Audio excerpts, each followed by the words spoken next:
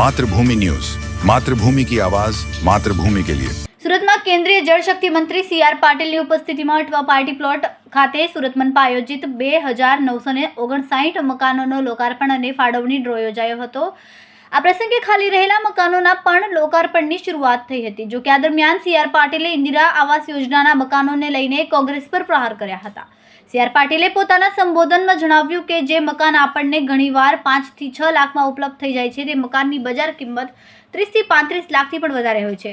ખૂબ જ સારા વિસ્તારમાં મહાનગરપાલિકાએ પ્લાનિંગ કરીને સારા મકાનો આપ્યા છે।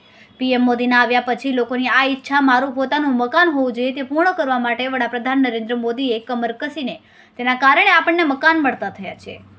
આ પ્રસંગે પાટીલે લાભાર્થીઓને શુભકામનાઓ પાઠવી હતી અને મારે ખાતરી આપવી છે કે લોકોને આ ડ્રોમાં મકાન ફાળવાયું નથી, તેમને નિરાશ થવાની જરૂર નથી। સરકાર એ જોશે કે દરેકને સારા ગૃહની વ્યવસ્થા મળે। ખૂબ જ ટૂંકા સમયમાં માતૃભૂમિ ન્યૂઝ ઓટીટી પ્લેટફોર્મ અને મેગા સિટીમાં કેબલ નેટવર્ક સાથે જોડાઈ જશે, તો જોતા રહો માતૃભૂમિ ન્યૂઝ।